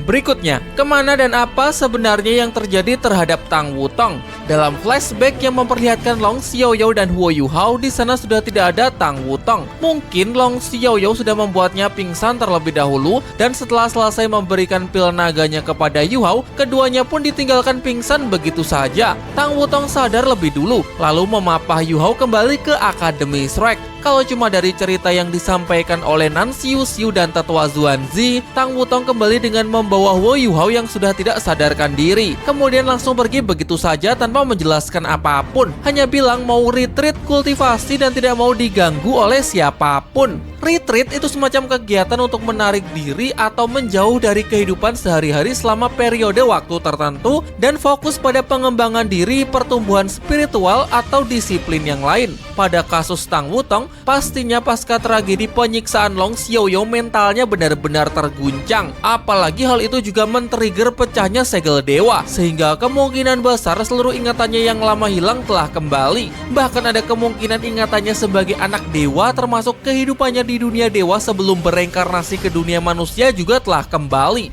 Ini mungkin ya. Hal ini membuat kepalanya benar-benar langsung dipenuhi oleh banyak informasi sekaligus, sehingga mungkin ia memang butuh waktu untuk menyendiri agar bisa memproses seluruh informasi yang memenuhi kepalanya. Lalu, kapan sekiranya ia bisa kembali bertemu dengan Yu Hao? Gak tahu, tanya yang mau tanya saya. Masih belum ditentukan, jadi ditunggu aja ya. Lanjut, turut berduka cita atas meninggalnya Chu Yanwei, master roh jahat yang menjadi sandera Yu Hao. Alih-alih langsung menyiksanya agar mau buka mulut, Yu Hao lebih memilih cara yang lebih halus dengan menipunya. Terlihat bahwa Yu Hao sangatlah berhati-hati dalam memperlakukan seorang master roh jahat. Ingat saat episode 106 ketika ia berhasil menyelamatkan salah satu sandera sekte kultus roh suci, ia malah masuk ke dalam perangkap akibat sanderanya yang diledakkan dari jarak jauh. Jadi sekarang ia lebih waspada. Mungkin dengan membuat sanderanya bisa bicara tanpa paksaan, kejadian yang serupa tidak akan terulang kembali. Cara ini pun sempat berhasil. Beberapa informasi penting berhasil didapatkan. Namun saat ingin ditanya di mana lokasi markas utama sekte kultus roh suci, sanderanya sudah terlanjur sadar. Mungkin yang membuatnya sadar adalah dua pertanyaan Yu Hao yang berturut-turut menanyakan soal keberadaan dua rekrutan master roh jahat yang berasal dari Akademi Shrek. Andai saja Yu Hao lebih jeli dalam menyusun pertanyaan tanpa dicurigai, pasti informasi penting akan bisa lebih banyak didapatkan. Hanya diperoleh dua informasi. Pertama, senior Tang Ya sedang berada di garis depan Kekaisaran Tianhun, dan informasi kedua, Zhongling Wu, ketua sekte, sedang menahan senior Ma Xiaotao di markas sekte kultus roh suci. Karena lokasi markasnya belum diketahui, jadi sekte Tang hanya akan berfokus untuk menyelamatkan senior Tang Ya terlebih dahulu. Shaolin 2 Unrivaled Tang Sek episode 136. Scene dibuka dengan cukup komedi, gak bikin sampai ngakak kocak sih, tapi cukuplah buat senyum tipis. Ketika Cai Tao gosipin Yu Hao yang gak pernah ngurusin sekte Tang dan lebih banyak menghabiskan waktunya di luar sekte semenjak sekte Tang berdiri di kota Shrek.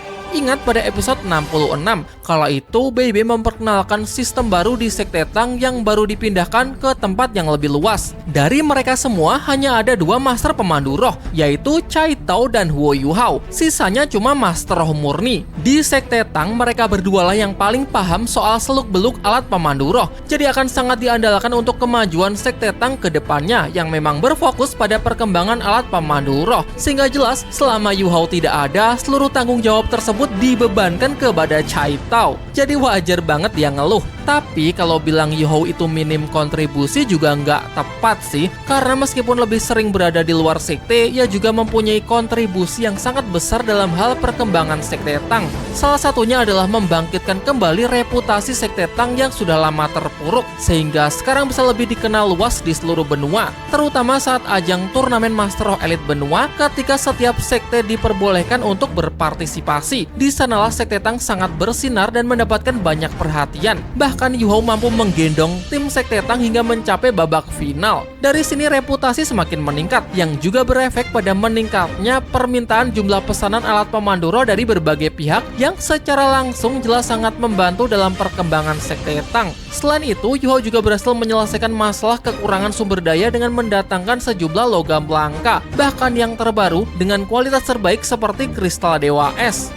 Bagian menarik di episode kali ini adalah ditunjukkannya proses pembuatan senjata pemandu roh tingkat 8 yang meskipun sudah dijelaskan, saya yakin pasti kalian tetap banyak yang masih bingung kan? Saya jelaskan pelan-pelan di segmen ini ya. Untuk mengetahui penjelasan lengkap mengenai sistem senjata atau alat pemandu roh, kita harus flashback jauh ke episode 17. Ketika saat itu Guru Fan Yu menjelaskan mengenai tingkatan dari seorang master pemandu roh. Intinya sih ada 10 tingkatan, dari yang terlemah sampai yang terkuat. Tingkatan tersebut menunjukkan seberapa hebat alat pemandu roh yang bisa dibuat. Contoh, master pemandu roh tingkat 6 berarti kemampuannya hanya bisa membuat alat pemandu roh tingkat 6 ke bawah. Master pemandu roh tingkat 7 berarti hanya bisa membuat alat pemandu roh tingkat 7 ke bawah. Begitu pula seterusnya. Kemudian juga dijelaskan mengenai struktur sebuah alat pemandu roh. Secara garis besar, terdapat 3 bagian utama, yaitu cangkang bagian luar, cangkang bagian dalam, dan formasi inti. Untuk beberapa jenis alat pemandu roh tingkat 8 ke atas, bahkan bisa mempunyai lebih dari 1 formasi inti. Proses tersulitnya adalah mengukir formasi inti, ibaratnya seperti menuliskan program agar sebuah alat pemandu roh bisa berfungsi sesuai keinginan si pembuat. Oke, sekarang mari kita kembali ke scene pembuatan senjata pemandu roh Wo Yu-Hou. Guru Siwen memberikan rancangan untuk membuat meriam pemecah, senjata pemandu roh tingkat 8. Isinya sih cuma desain yang masuk akal secara teori, namun mempunyai banyak tantangan untuk bisa menciptakannya. Sebagian besar waktu Yu-Hou gunakan untuk berkonsentrasi penuh. Mengapa ini perlu dilakukan? Mengapa tidak langsung mulai aja? Nah, seperti yang sudah dijelaskan bahwa dalam mengukir formasi inti dibutuhkan kekuatan roh yang super presisi. Tidak boleh terlalu kuat dan tidak boleh pula terlalu lemah. Kekuatan roh harus selalu stabil. Dan jawabannya adalah inti jiwa. Pada dasarnya inti jiwa adalah kekuatan roh yang dipadatkan sehingga sifatnya sangatlah stabil. Dengan memanfaatkan inti jiwa maka Yu-Hou bisa menghemat waktu berhari-hari. Total ada 24 formasi inti yang telah ia ukir. Selanjutnya 24 formasi ini akan dimasukkan ke dalam cangkang bagian dalam. Proses ini juga sangatlah rumit karena jika salah penempatan sedikit saja, maka meriam pemecah tidak akan berfungsi. Di sini Yu-Hou mengandalkan kekuatan mentalnya yang menurut pengakuannya sudah hampir setara dengan seorang Feng Hodolo. Setelah berhasil, proses selanjutnya mengaktifkan formasi inti agar bisa terhubung dengan cangkang dalam. Terakhir, untuk merakit semuanya menjadi satu kesatuan yang utuh, Yu-Hou menggunakan salah satu teknik senjata rahasia sekte Tang, yakni teknik mengendalikan bangau penangkap naga. Ini adalah teknik warisan sekte Tang yang juga pernah digunakan oleh Tang San dalam babak final turnamen Master of Elite benua saat terdesak melawan tim Balero Pelindung. Dengan semua pencapaian ini, Wo Yu-Hou memang layak menjadi master pemandu roh tingkat 8, di mana pada tingkat ini sudah setara dengan Guru Fan Yu. Hanya satu tingkat di bawah master pemandu roh tingkat 9 seperti Guru Ziwen, Dekan Xian Wo Duo, bahkan Tetua Jing Hong Chen. Terakhir, kita disuguhkan oleh skin baru Wo Yu-Hou. Didominasi dengan warna hitam, bisa dibilang ini adalah skin upgrade yang menggantikan skin dukun sebelumnya. Lengkap dengan jubah yang kali ini cuma menutupi sisi kanannya aja. Kental akan nuansa kegelapan, di mana ada simbol tengkorak tepat di bagian dada. Skin ini jelas terinspirasi dari skin Yilai Kesi yang sama-sama mempunyai simbol tengkorak. Mungkin kedepannya kita akan lebih sering menyaksikan pertarungan Yu-Hou yang lebih mengeksplor kekuatan nekromansinya. Lagi pula, misi kali ini juga erat kaitannya dengan para master roh jahat, di mana teknik nekromansi adalah kelemahan mereka. Wah, akhirnya terungkap juga ya sekuat apa sih sekte ini. Tapi sayang karena durasi episode 137 berakhir sampai di sini. Baiklah, sekarang saatnya kita bahas hal menarik, teori-teori unik, detail kecil yang mungkin terlewatkan, atau lore cerita yang belum kalian pahami. Southland 2 Unraveled Tangsek 137. Akhirnya kita diperlihatkan nasib Putri Weina. Dia berhasil diungsikan ke tempat yang aman. Namun sayang sekali tidak dengan ayahnya. Kaisar Tianhun gugur dalam serangan invasi yang dilancarkan oleh Kekaisaran Riwei. Kita saksikan juga pertempuran yang sangat brutal. Dari dada yang tertusuk, tangan nembus perut, kepala pecah, tubuh kebakar, sampai dimakan hidup-hidup sama beruang yang gede banget. Ini nunjukin kalau Master Roh jahat emang sekejam itu. Terus bagaimana nasib Dubushi yang padahal udah limit Douluo level 99 bisa kalah lawan Zhongliwu yang cuma super Douluo level 98. Ya jelas kalau murni pertarungan mengandalkan kultivasi Master Roh, Dubushi bisa menang telak. Seperti yang dikatakan oleh Dubushi bahwa kemenangan Zhongliwu ini adalah kemenangan yang tidak terhormat. Menyerang diam-diam baru berani Baiwan ketika Dubushi sudah kehabisan tenaga dan terluka parah. Selain itu mungkin juga para Master Roh jahat ini menggunakan sejumlah racun yang bisa melemahkan kekuatan roh seseorang. Jadi apakah Dubushi sudah mati? Setelah pertarungan melawan Zhongliwu, ia berhasil dijatuhkan, namun sejauh ini nasibnya masih belum bisa dipastikan. Kemungkinan besar belum mati, karena di novel ia mati saat perang besar benar-benar meletus. Ia membakar inti jiwanya sendiri persis seperti yang dilakukan oleh Master Krisan di Southland 1 dan Wu Yuhao di episode 107 kemarin. Jadi kali ini kemungkinan ia cuma terluka parah. Yang sudah pasti mati di pertempuran kali ini adalah Long Aotian. Jujur sejak pertama kali muncul langsung jadi karakter favoritku ya. Menurutku Long Aotian itu adalah sosok laki-laki sejati, ahli pertarungan fisik dengan tangan kosong. Apalagi dia juga punya mode badass banget. Satu-satunya lawan yang di-respect Wu Yuhao pada turnamen Master Roh Elite Benua. Dan kalau nggak salah ingat, dia jugalah satu-satunya peserta yang bisa mengalahkan Wu Yuhao dalam pertarungan 1 lawan 1 di sepanjang turnamen berlangsung. Kematiannya bisa dibilang sangat tragis namun juga sangat dramatis, di mana ia rela berkorban demi wanita yang sangat ia cintai. Tanpa plot armor apapun, dia dapat senjata pemandu roh tingkat 9 yang dilepaskan tanpa ampun. Long Aotian telah gugur, seorang pria yang membuktikan bahwa kekuatan sejati bukan terletak pada seberapa lama ia mampu bertahan hidup, melainkan seberapa jauh ia bersedia melangkah demi melindungi orang yang dia cintai. Respect banget sih.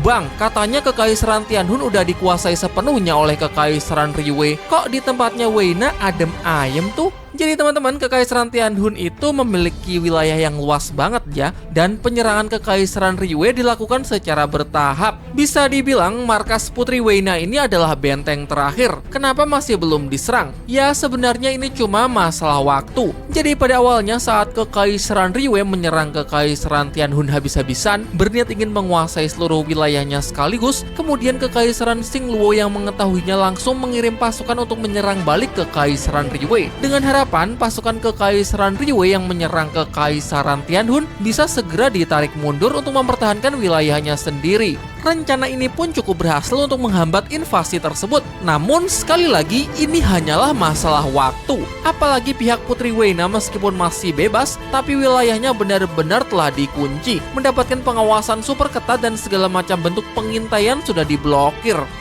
Lanjut, di sini akhirnya kita menyaksikan pertempuran Wu Yuhao, di mana tetua Song Yunxi mengakui bahwa meskipun cuma punya 7 cincin, tapi kemampuan bertarungnya sudah setara dengan seorang Feng Hou Dolo level 90 ke atas. Di scene ini, Yuhao reunian dengan salah satu tetua sekte kultus roh suci, namanya Nangong Wan. Pada episode 81, kala itu ia muncul untuk melindungi murid kesayangannya yang hampir mati di tangan Yuhao. Ia kemudian mengungkapkan ketertarikannya terhadap bakat Yuhao dalam menciptakan senjata pemandu roh, namun Yuhao malah mengabaikannya. Kengerian senjata pemandu roh tingkat 8 meriam pengurai.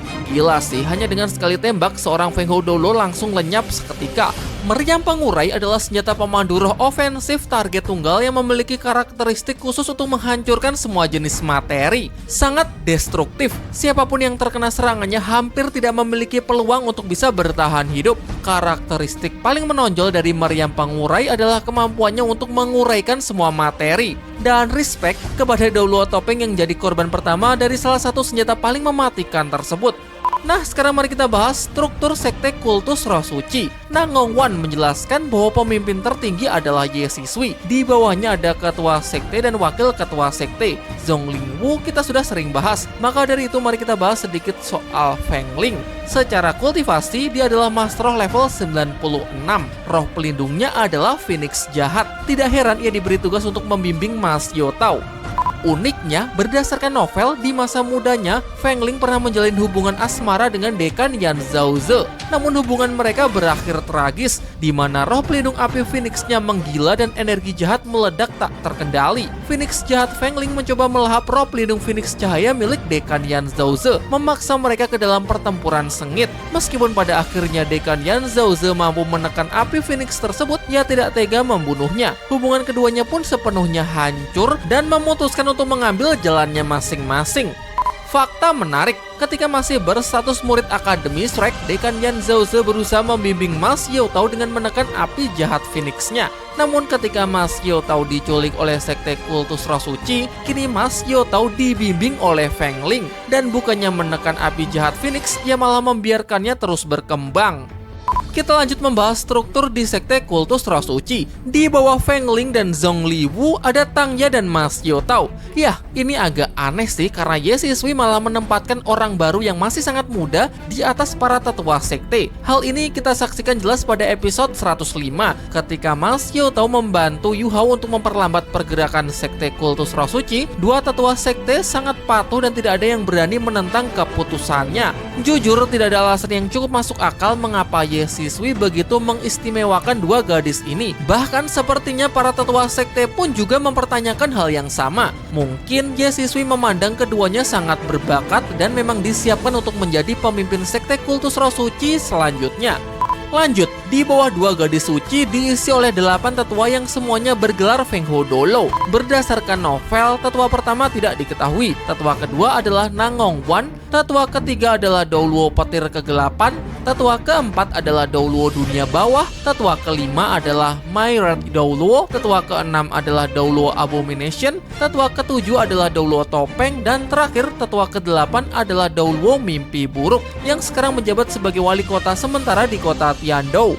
Bersumber pada fandom, tetua pertama memang tidak disebutkan. Teoriku sih dia mati di tangan tetua Muen. Yah, kalau kalian ingat di episode 50, Akademi Shrek diserang oleh para Master Roh jahat. Total ada 11 Master Roh kuat, 4 diantaranya adalah Feng Ho Dolo. Tetua Muen mengaku hanya berhasil membunuh 1 Feng Ho Dolo, di mana kemungkinan besar Feng Ho Dolo yang dimaksud adalah tetua pertama.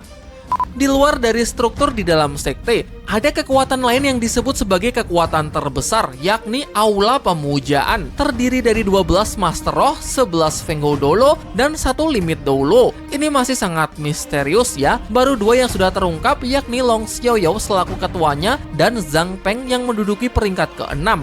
Aula Pemujaan hanya tunduk di bawah perintah Ye Sisui dan hanya dipanggil jika ada misi khusus, seperti Zhang Peng dan Long Xiaoyao yang diberikan misi untuk menghabisi Wo Yuhao. Kemudian Zhang Peng juga pernah diberikan misi khusus untuk membimbing para murid sekte dalam mengikuti turnamen Master Roh Elite Benua, sekaligus menjadi pengawal pribadi gadis biru perak yaitu Tang Ya.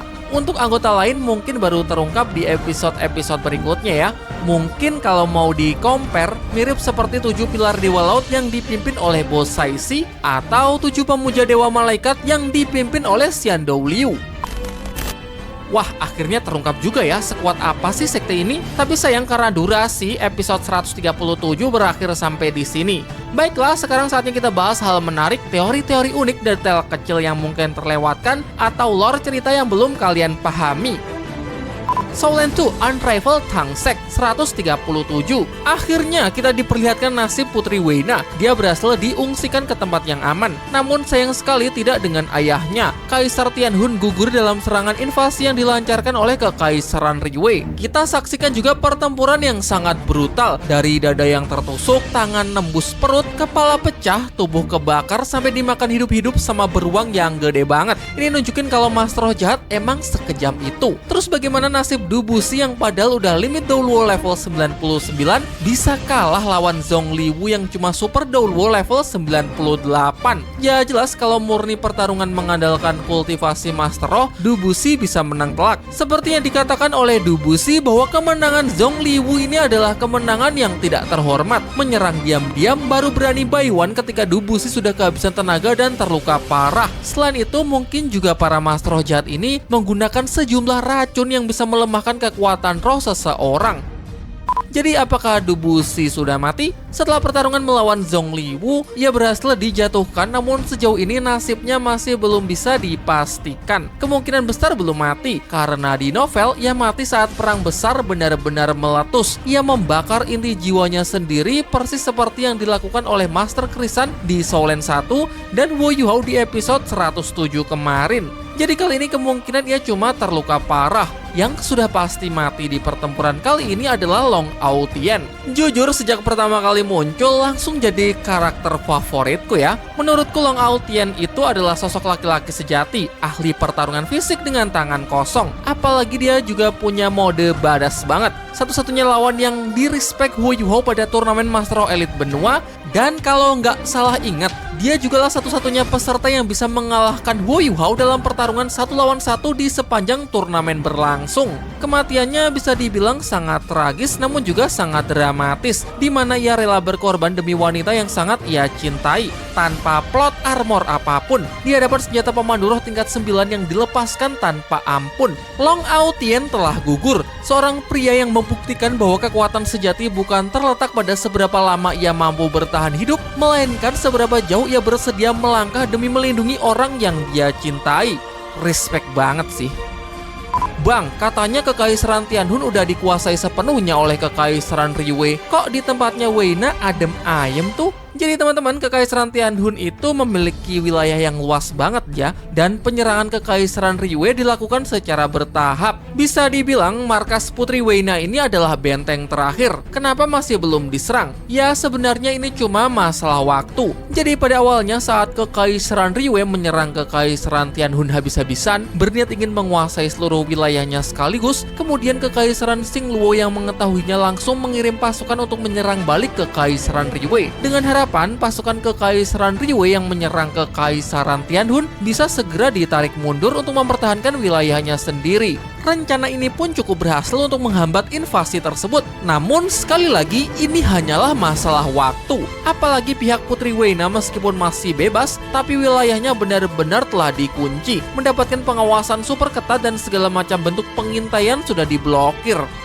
Lanjut, di sini akhirnya kita menyaksikan pertempuran Wo Yuhao, di mana tetua Song Yunxi mengakui bahwa meskipun cuma punya 7 cincin, tapi kemampuan bertarungnya sudah setara dengan seorang Feng Hou Dolo level 90 ke atas. Di scene ini, Yuhao reunian dengan salah satu tetua sekte kultus roh suci, namanya Nangong Wan. Pada episode 81, kala itu ia muncul untuk melindungi murid kesayangannya yang hampir mati di tangan Yuhao. Ia kemudian mengungkapkan ketertarikannya terhadap bakat Yuhao dalam menciptakan senjata pemandu roh, namun Yuhao malah mengabaikannya. Kengerian senjata pemandu roh tingkat 8 meriam pengurai. Gila sih, hanya dengan sekali tembak seorang Feng Hou Dolo langsung lenyap seketika.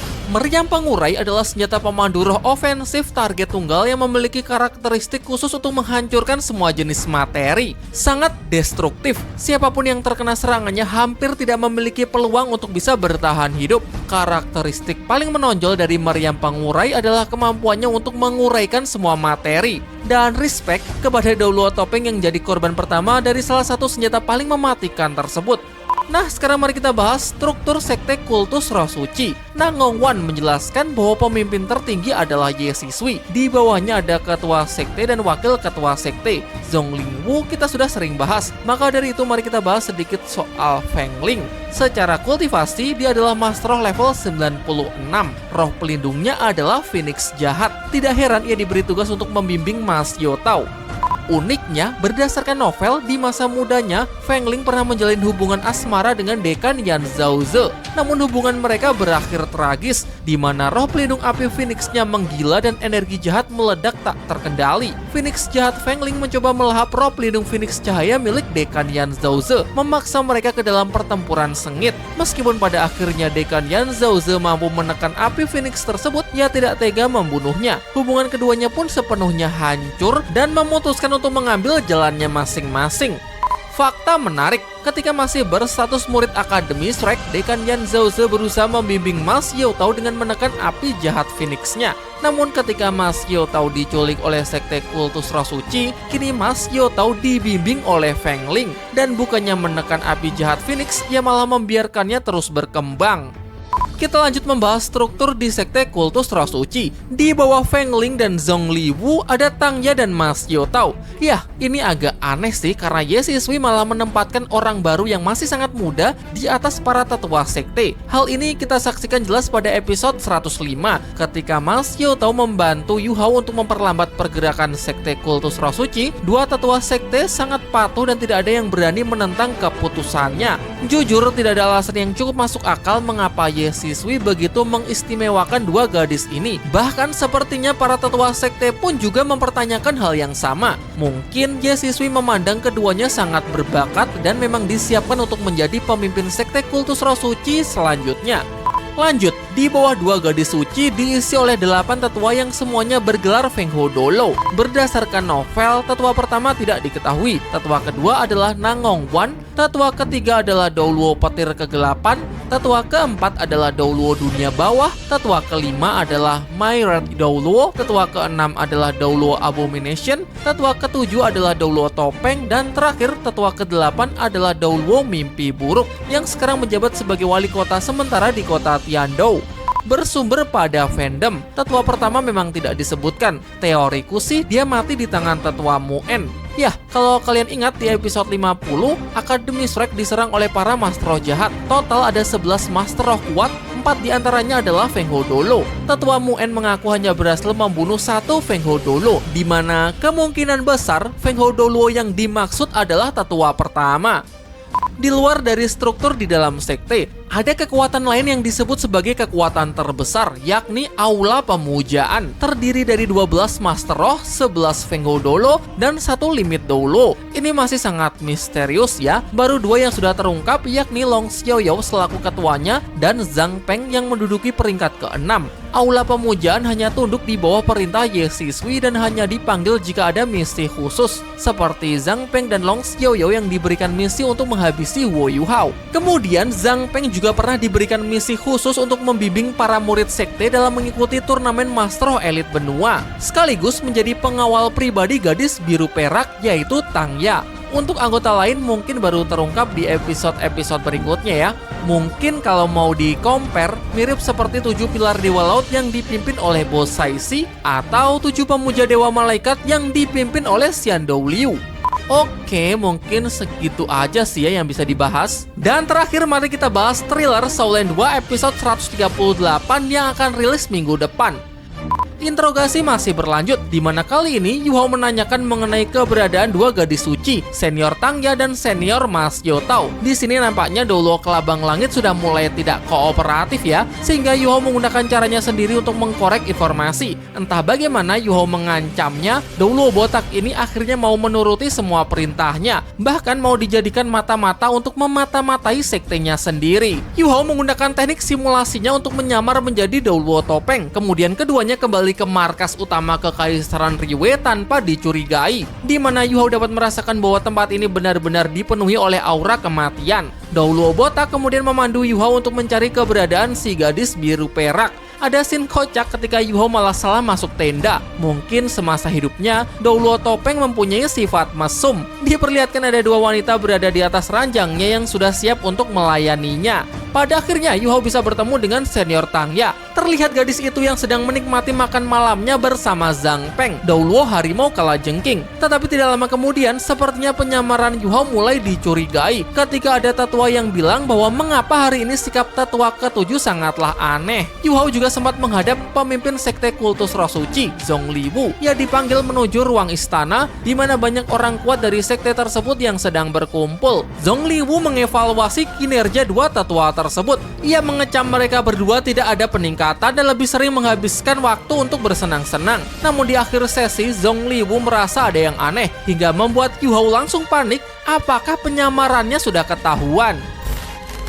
Nah, mungkin segitu aja ya. Sepertinya episode minggu depan akan menjadi semakin menarik lagi. Semoga kita diberikan kesehatan setidaknya untuk seminggu ke depan agar kita bisa menyaksikan keseruan dari lanjutan kisah Wo Yu Hao. Dan baiklah para kultivator, kalau kalian sudah lelah, beristirahatlah. Sampai jumpa di video selanjutnya. Dadah!